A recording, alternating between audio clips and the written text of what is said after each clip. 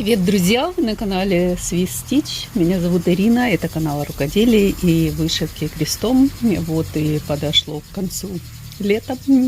Пролетело незаметно, как обычно. И надо возвращаться ко всем будням, делам.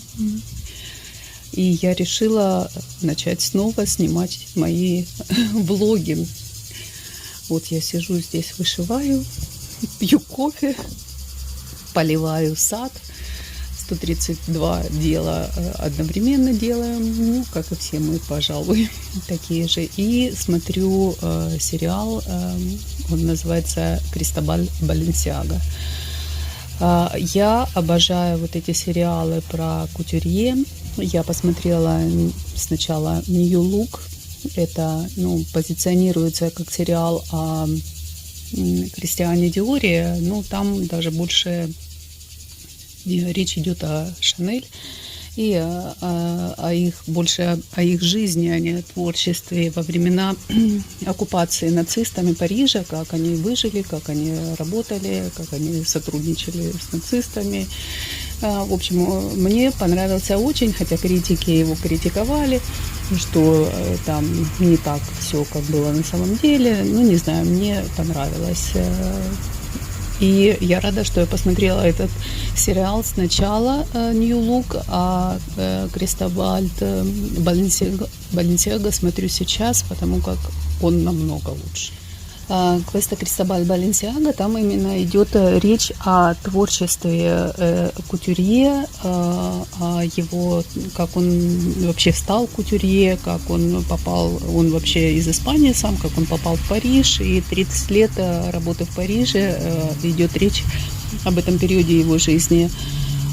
Я в диком восторге. Там показывается, как он создавал свои платья. Он был революционером Баленсиага, он создавал новые модели, нетрадиционные, поднимал талию, опускал оборки, придумывал сумасшедшие модели. Даже сама Шанель его называла королем кутюрье, мы по сравнению с ним простые портные, она говорила. В общем, если вам нравится, меня, например, очень вдохновляют такие сериалы о кутюрье, меня очень вдохновляют, мне хочется сразу что-то делать, что-то творить. Я вот смотрю сейчас и взяла вышивать свой реплет де суа с бисером. Давайте посмотрим, на каком я здесь сейчас. Конечно, это не Баленсиага, но это тоже очень красиво. Мне очень нравится. Я уже и забыла, где я там была. Вот, смотрите, мне осталось совсем тут немножко. Немножко, но все равно это такая кропотливая работа. Вот этот весь центр мне надо довышивать. Вот здесь осталось два ряда вот по кругу сделать, и это будет вот эта вот рамочка так называемая, а потом пойдет вот здесь центр. Все это идет очень медленно, потому что очень мелкая. Вышиваю я этот набор только на улице, где хороший свет, где очень хорошо видно все эти переплетения, и бисерок, он такой меленький. Это очень красиво, но очень кропотливо. Вот так покажу вам, где я сейчас, и запомните это, и посмотрим в конце недели, что мне удастся навышивать. И встретимся в следующем включении. Что же, отчитываюсь перед вами, что мне удалось на этом бисерном проекте сшить. Вот, как вы можете заметить, я закончила вот эту рамку полностью. И даже начала 2 ряда центральных. Дело за малых. Заполнить этот квадратик, и дело сделано. Красиво получается. Просто необыкновенно.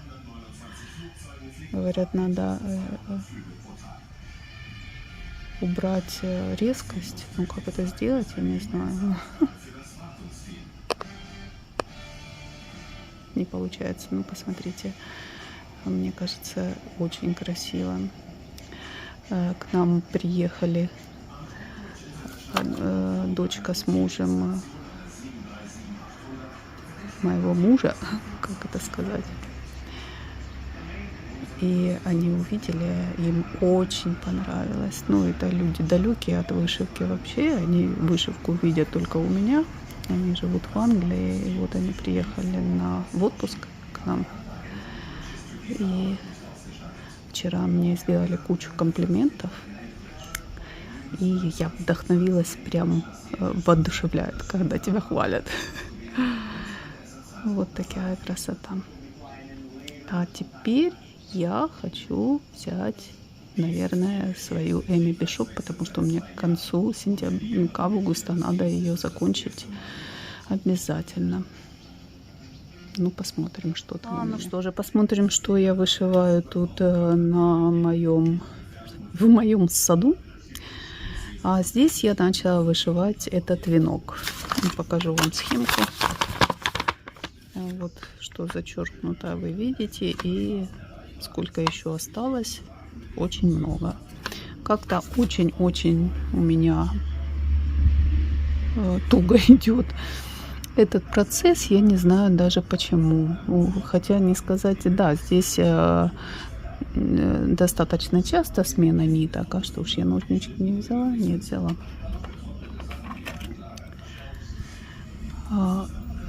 Ну, вот есть и кусочки такие достаточно большие, зашивка. Но здесь мне не нравится. Здесь очень много, как вы можете видеть, особенно вот в этих цветочках 3/4. И здесь дальше я тоже смотрела, там полно этих 3/4. Вот здесь этот виноград лонгстичем.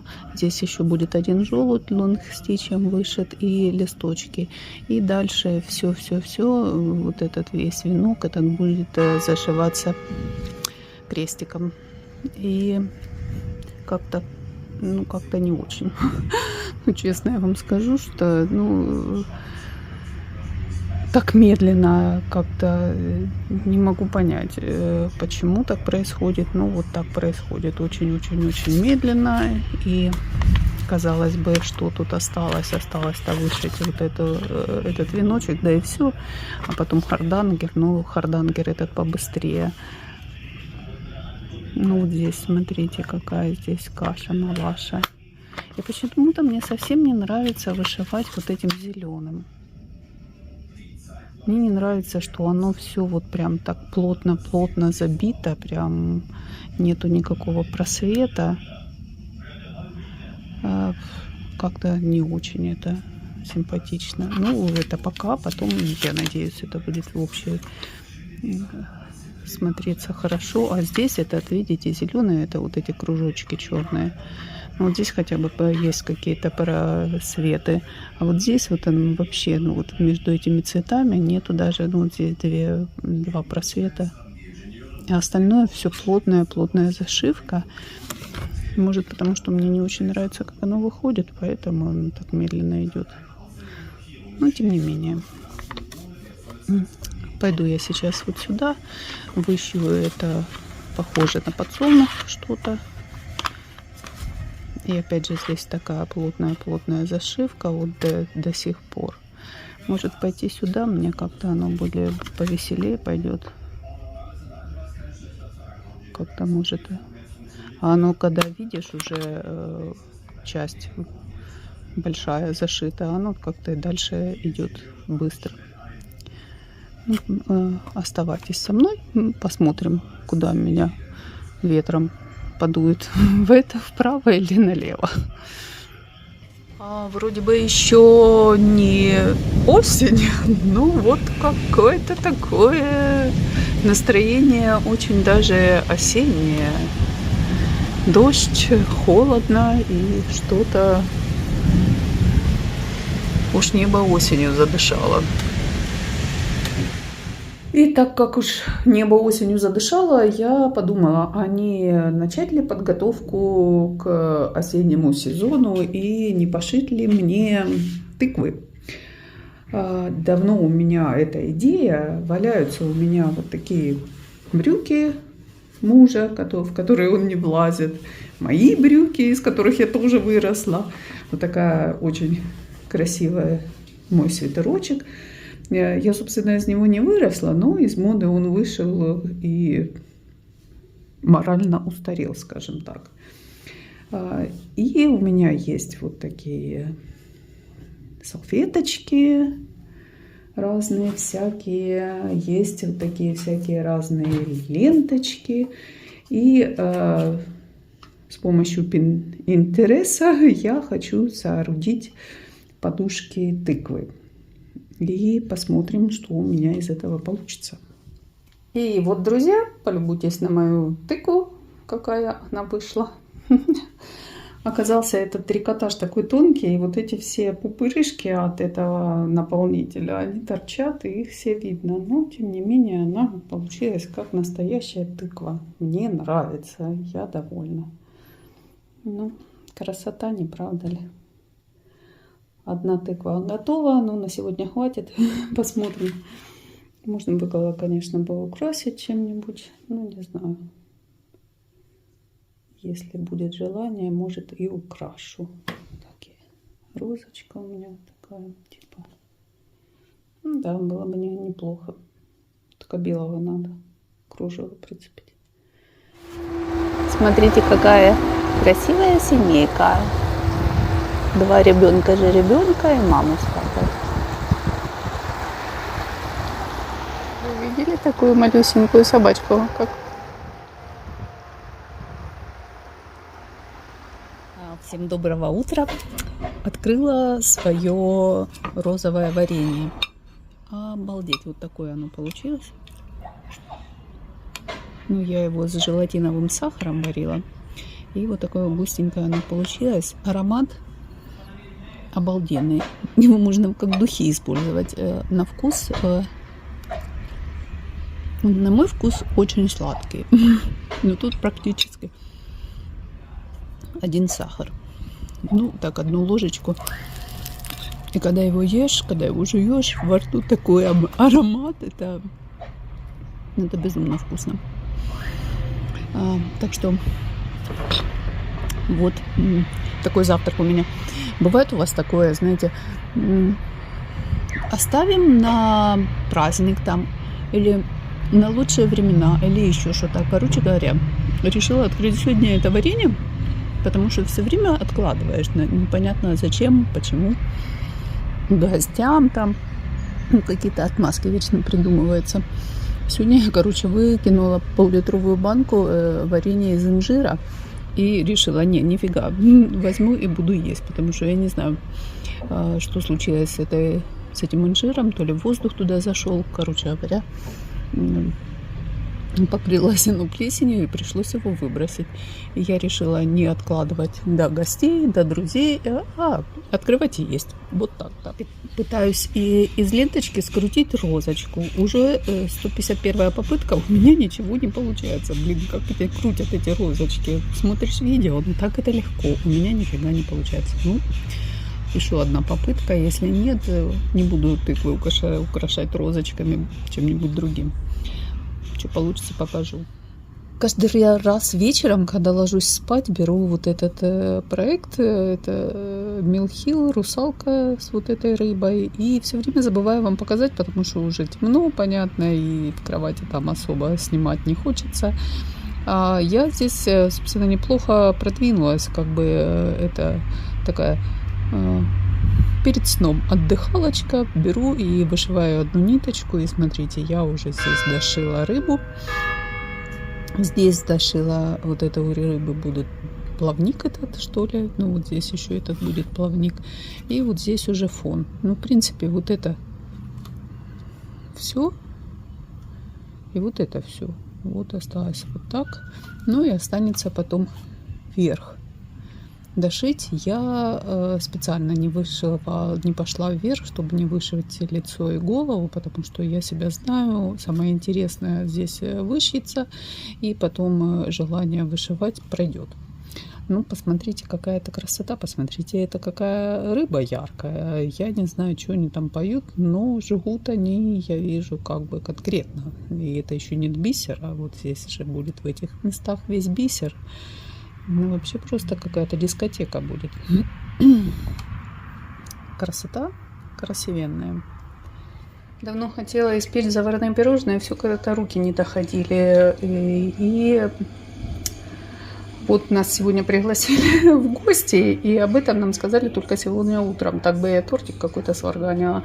А так как времени совсем нету на этот тортик, поэтому сделаю заварные пирожные. Надеюсь, что я нашла тот рецепт, по которому делаю. Я в жизни делала 2 рецепта заварных пирожных. Один у меня получился очень вкусный, а второй вообще не получился. Либо я что-то там накосячила, и все. В старой тетрадке у меня написан этот рецепт. Ну, обычно я в тетрадке, ну, вот с рецептами пишу там вкусно, невкусно, понравилось, не понравилось. Вместо 200 грамм сахара 100 грамм сахара, вместо там 200 грамм муки 150 грамм муки, ну такое. А тут, блин, вот ничего не написано, странно. Поэтому, если что получится, покажу. Ну, вот такие у меня эклерчики получились. По традиции присыплю их сахарной пудрой. Я все украшаю таким образом. Сделала я начинку из забитых сливок и сгущенки вареной. И, короче говоря, мне кажется, переборщила я с этой сгущенкой. Надо было половину ее. Либо я отвыкла уже от таких сладких пирожных, либо слишком сладко, действительно. Так что, видите, зато эклерчики получились вообще очень удачные. Хотя, если по рецепту там они говорили 4 яйца, я туда вбухала 5 яиц. Ну, я думаю, это зависит все от яиц, от муки. Вроде яйца были большие, не знаю, почему так получилось. Ну, короче, главный результат вот такой. По-моему, очень славный. Кстати, если хотите рецептик, я обязательно сделаю видео.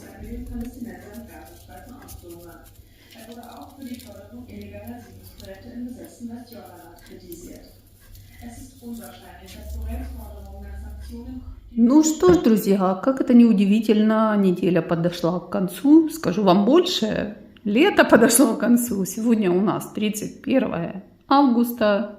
И несмотря на то, что на дворе все равно 30 градусов жары, лето закончилось, к сожалению. Летние итоги подводить мне, ну, не то чтобы ни с чем. Я закончила Riviera Horses от Mill Hill лошадок, и я закончила сэмплер от Manor с птичками. И это все, остальные все проекты, они в процессе, так сказать. И так как это было очень замедленно, то смысла снимать итоги лета как бы я не вижу. Посмотрим, что же мне удалось сделать за эту неделю, что вы посмотрели. Как видите, розочки мне в конце концов удалось найти более-менее вразумительный МК. И я смогла скрутить эти розочки. Вот это была первая розочка, не совсем удачная, скажем. Вот это была вторая розочка, чуть получше. И вот третья розочка, на мой взгляд, вообще получилась прекрасненькая. Ну, переделать я ничего не буду, оставлю так, как они есть.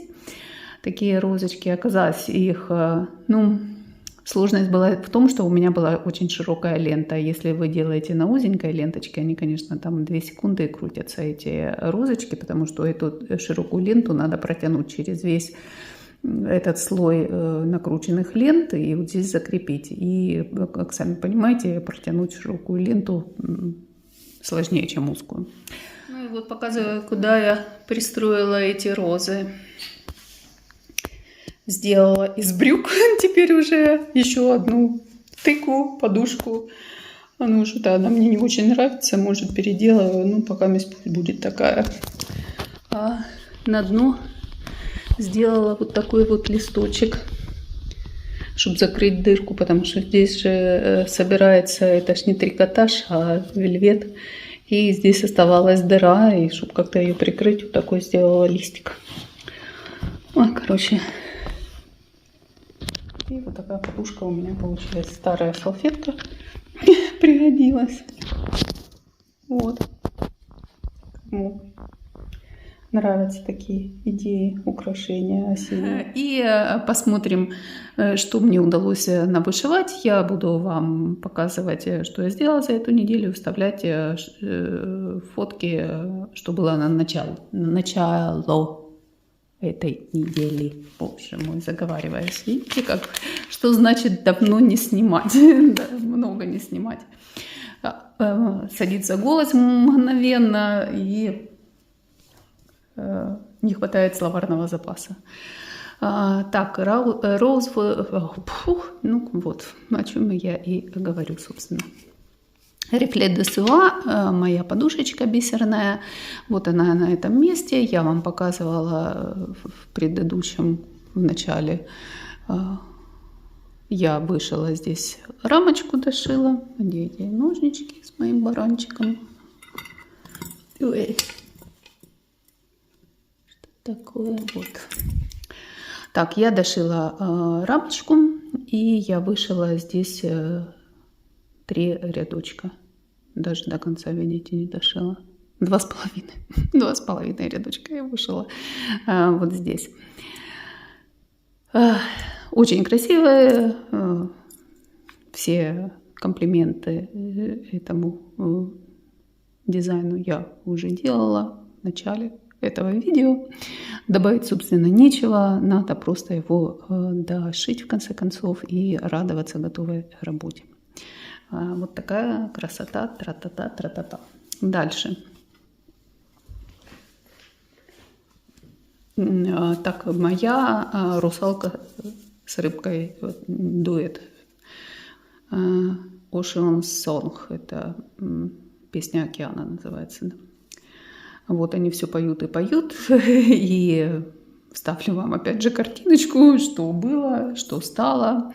Это, как я уже говорила, отдыхалочка, очень она легко и быстро вышивается, и поэтому и здесь добавить-то нечего.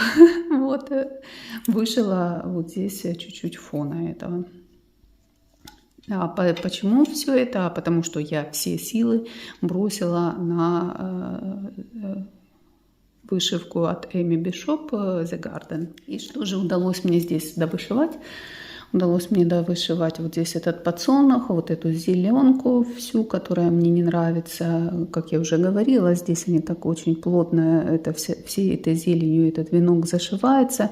И мне кажется, не хватает воздуха. Вот здесь, когда уже поменьше этой зелени, мне кажется, оно смотрится более легко, более воздушно. Ну, довышиваю до конца. Те отшивы, которые я видела, они очень красиво смотрятся.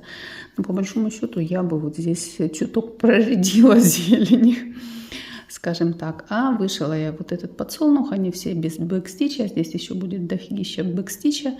Я почему-то подумала, что этот венок я так прям вообще мгновенно раз и вышью.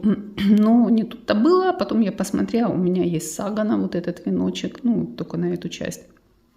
И там 5000 крестиков, ну, это как бы такой средненький наборчик, да, скажем. И очень много здесь цветов, потому что вот этот цветок, вот эти розы, еще будет такая одна роза. И меняются они, эти цвета, и там будут еще другие цветочки, тоже другие цвета будут довольно такие, я не знаю, там, наверное, цветов 25, что-то такое. Ну вот, и я вчера прям, я думаю, так, ну надо взяться прямо так серьезно, хватит уже тянуть, лето балду гонял, надо что-то повышивать. И я как махнула, сейчас вам ставлю, я вышила 1200, сколько там, крестиков. Это вообще у меня мировой рекорд какой-то. Я в жизни столько не вышивала за один день. Даже не за день у меня получается. Это не то, что я сидела целый день. Ну, я, конечно, пораньше села вчера. У меня где-то часиков 6, наверное. Ну и до 11 вечера, прикиньте, я вообще молодец, я от себя даже такой прыти не ожидала.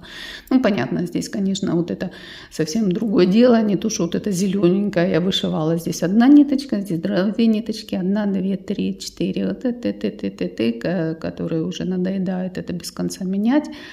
А на равномерке я не рискую отсчитывать, и поэтому я вышила цветочек зеленым, зашила. Начала этот цветочек, вышила этот цветочек, потом опять зеленым, потом вот этот цветочек маленький. Дальше прошла эти цветочки, потому что я боюсь,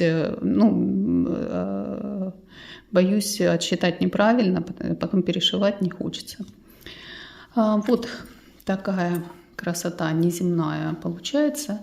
Поднадоел он мне, конечно, хочется чего-то начать, тем более как бы лето закончилось, все, давайте вышивать осень называется. Ну, надо это закончить, это даже не обсуждается. Пока это не закончу, ничего начинать не буду. Мне еще кукуруза, у меня же там кукуруза лежит недошитая, но там в кукурузе практически 1 бисер остался, надо ее тоже дошивать. Вот такая у меня была вышивка. Что я еще, кроме вышивки, делала на этой неделе, вы видели. А еще я читала. Это новая книга Жоэль Дикера, которая вышла в 2024 году. Называется «Дикое животное». И, ну, как видите, она такая не тоненькая. Здесь 400 с чем-то страниц. Сейчас мы глянем, сколько здесь страниц, чтобы не быть голословной. 436 страниц, даже больше. Вот здесь еще. Ага, вот 440 страниц. Как всегда, мне очень понравилось. И если бы мне не нравились его произведения, я бы и не брала. Но я как-то рассказывала об этом писателе, о его произведении. Если вы хотите, там можете полистать где-то у меня там, поискать в видео предыдущих была другая книга. А эта книга, знаете, сделать общий вывод: не верьте всему тому, что вы видите в Инстаграме. Если вы видите там счастливую семью, и когда у всех все хорошо, и все там загорают на Таити или где, это не значит, что там все в порядке. У каждой семьи свои проблемы, у каждой семьи свои скелеты в шкафу. И самое удивительное, что вот в этой книге как живут 2 человека вместе, у них дети, они любят друг друга, и это искренне не любят друг друга. А потом выясняется, что у нее любовник, он полгода назад его уволили с работы, он утром уходит и врет, что он работает, и болтается целый день где-то там этот самый. И они живут, и когда все это, естественно, рано или поздно все выходит наружу, и все выясняется, и они, оказывается, совершенно не знают друг друга. Казалось бы, да, они прожили там, я не знаю, 15-20 лет вместе, а так и не узнали друг друга. Чужая душа потемки. Ну вот, и говорится здесь о том, что как другие смотрят семьи и завидуют, и думают: вот это у них да, все в шоколаде, и деньги, и дом, и машина, и Порше, и борщ, и все хорошо, а у нас вот все так плохо. Не надо это делать, потому что не у всех все хорошо, как может казаться на первый взгляд. Очень мне понравилась. Она позиционируется как триллер, детектив, но вот я прочитала уже до этого места, почти 300. И здесь пока вместе еще, да, есть там намеки, но именно триллера такого нету. Это более житейская такая, скажем, такая книга. И как ваши ваша ложь и ваше вранье к чему приводит. Класс, мне понравилось. Ну, рассказала так, что попыталась не спойлерить, если вдруг кто-то захочет прочитать. Рекомендую, классное. Пожалуй, все, что было на этой неделе, все вам показала, все рассказала. Если вам понравилось, спасибо большое, что посмотрели и послушали. Еще большее спасибо, если напишите комментарии, если поделитесь этим видео со своими подружками, подругами. И я с вами прощаюсь до следующего видео. Всем пока-пока!